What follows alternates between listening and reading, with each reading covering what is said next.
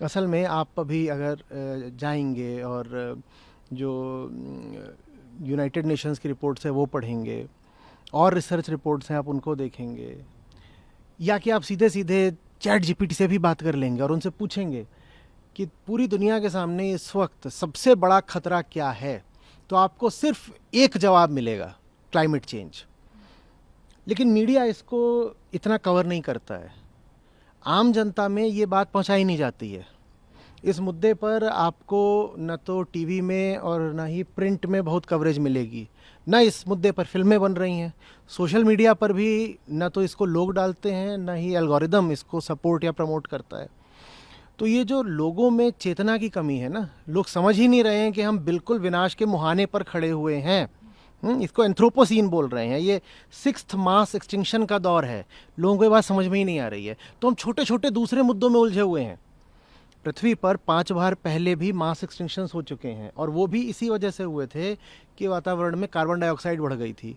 और तब क्या हुआ था कि लगभग सारी प्रजातियां पृथ्वी से बिल्कुल समाप्त हो गई थी लाखों सालों के लिए। हम फिर से एक ऐसे ही मास एक्सटिंक्शन फेज में अब प्रवेश कर चुके हैं, हम उसके मध्य में हैं बिल्कुल, और उसको इस बार कहा जा रहा है, नाम दिया जा रहा है एंथ्रोपोसीन। एंथ्रोपो माने मनुष्य का बनाया हुआ, कि इस बार जो अब नाश आ रहा है ये मनुष्य का बनाया हुआ है। हमने खुद अपने पाँव पर कुल्हाड़ी मार ली है, हम विनष्ट होने जा रहे हैं, और हम अपने विनष्ट होने से पहले न जाने कितनी और प्रजातियां हैं, जितनी भी प्रजातियां, हम उन सबको मारकर मरने वाले हैं, हम ये करने वाले हैं। तो इतिहास में, इतिहास हमारे लिए पिछले कुछ हज़ार सालों की ही बात है, आदमी के इतिहास में इससे खतरनाक पल कभी नहीं आया। हम सोचते हैं आज से पहले जो महामारियां पड़ी हैं, बाढ़ है, सूखा है, युद्ध है, ये सब बड़ी बड़ी बातें नहीं, वो सब कोई बड़ी बात नहीं है। जो आज हो रहा है सन 2025 में, इससे भयानक खतरा हमारी प्रजाति और पूरे पूरे ग्रह के सामने कभी नहीं आया था। उस खतरे को चुनौती देने के लिए ये ऑपरेशन 2030 है। सर, आपने इसी से जुड़ा कि आपने लगाने की लोगों में किस तरीके से अपने टीचिंग के द्वारा आप लोगों को बताएंगे कि ये कितना महत्वपूर्ण है इसके बारे में बात करना और समझना? देखिए, कई तलों पर समझाना पड़ेगा। सबसे पहले तो लोगों को ये पता ही नहीं है कि ये एक मास एक्सटिंक्शन का दौर चल रहा है। मास एक्सटिंक्शन माने सामूहिक विलुप्ति। हम सब मरना एक बात होती है और विलुप्ति बिल्कुल दूसरी बात होती है। विलुप्त का मतलब होता है कि एक इंसान या एक प्राणी नहीं, आपकी पूरी प्रजाति ही साफ हो जाने वाली है। ज़्यादातर लोगों को तो ये बात पता ही नहीं है। जिनको थोड़ा बहुत आइडिया है भी, उनको लगता है हाँ कार्बन डाइऑक्साइड आ रही है, उससे तापमान बढ़ जाता है। उनको ये नहीं पता है कि ये जो कार्बन एमिशंस हैं इनके सोर्सेज क्या हैं, उनको नहीं पता है। जिनको ये भी पता है कि कार्बन एमिशन यहाँ से आता है कि साहब गाड़ी चल रही है उसमें से आ जाता है, कोयला जलाने से आ गया, डीजल जलाने से आ गया, उनको भी उसका जो बारीकी से डिस्ट्रीब्यूशन है वो नहीं पता है, वो नहीं जानते हैं। उदाहरण के लिए कि इलेक्ट्रिसिटी और हीट, इसके बाद जो सबसे बड़ा सोर्स है कार्बन एमिशन का, वो है मांसाहार। कि आप जो ये जो जंगलों को काट काट के जो खेत बनाए जाते हैं और उन खेतों में फिर जो उगाया जाता है अन्न, ताकि मवेशियों को खिलाया जा सके, और फिर उन मवेशियों का मांस काटा जाता है, पहुंचाया जाता है, ये बहुत बड़ा कारण है। तो इस तरह की डिटेल्स लोगों को नहीं पता है।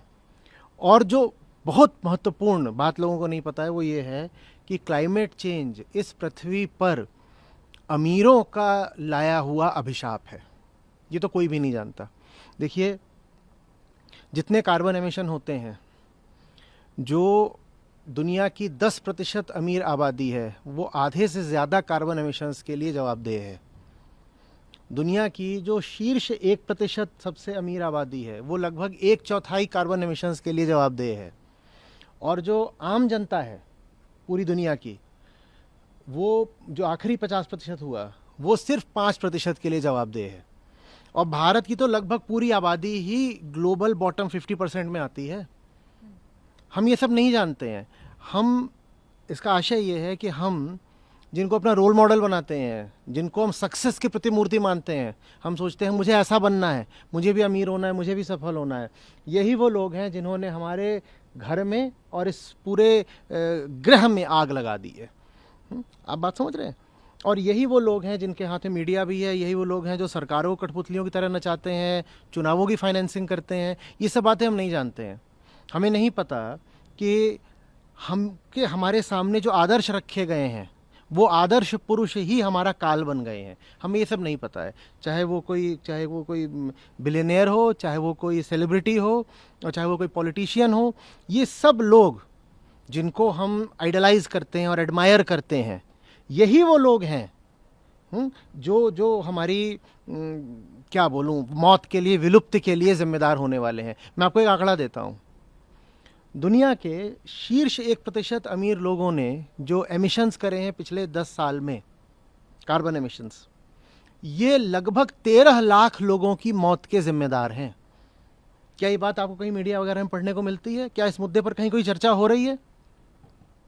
और ये जो 1% लोग हैं जो एमिशंस कर रहे हैं, हम इनको कैसे देखते हैं? बिल्कुल रोमांच के साथ, आदर के साथ, प्रेम के साथ, आदर्श की तरह कि कितने अच्छे लोग हैं। यही वो लोग हैं जिन्होंने पिछले 1 दशक में 1.3 मिलियन 13 लाख मौतें हमें सौंप दी हैं। और इनका जो भोगने का रुख है वो थमने का नाम नहीं ले रहा है। ये अभी और भोगे ही जा रहे हैं और पूरी दुनिया को प्रेरित कर रहे हैं कि तुम भी कंज्यूम करो, तुम भी कंज्यूम करो। देखिए, जो पूरी क्लाइमेट की क्राइसिस है ना, ये कंजम्पशन की क्राइसिस है। और आप और ज़्यादा कंजम्पशन इसलिए करना चाहते हो, भोग इसलिए करना चाहते हो क्योंकि आपको ये दिखाई देता है कि वो आदमी है, वो इतना कंजम्पशन कर रहा है और वो इतना खुश है और वो इतना भला है और उसको इतने सम्मान भी मिल रहे हैं। तो कंजम्पशन का संबंध हैप्पीनेस से और रिस्पेक्ट से जुड़ गया है। और कंजम्पशन को पर्सनलाइज करते हैं, कंजम्पशन की मूर्ति बनते हैं, पर्सोनिफाई करने वाले वो लोग होते हैं। हम आर पार नहीं देख पा रहे हैं, हम बात को समझ नहीं पा रहे हैं। तो वो ये चीज़ें हैं जो आम जनता के सामने लानी पड़ेंगी, और नहीं लाएंगे तो हम जैसी ज़िंदगी जी रहे हैं जीते ही रहेंगे, हमारे लक्ष्य वैसे ही बने रहेंगे। और हम अब एक बिल्कुल समझिए रफ्तीली ढलान पे हैं और बहुत तेज़ी से अपने अंत की ओर बढ़ रहे हैं। ये नहीं कि उसमें अभी सैकड़ों साल लगेंगे, ये मामला अब कुछ सालों का, कुछ दशकों का है। हर साल हालत और ज़्यादा ख़राब होती जा रही है। 2025 मानव इतिहास का सबसे गर्म साल है। इससे पहले 2024 मानव इतिहास का सबसे गर्म साल था, और मानव भविष्य का यानी आने वाले सब सालों का सबसे ठंडा साल है 2025। आशा यह है कि आगे जितने भी साल होंगे 2025 उन सबसे ठंडा है, आगे और गर्म ही गर्म होने वाले हैं। ये हमारी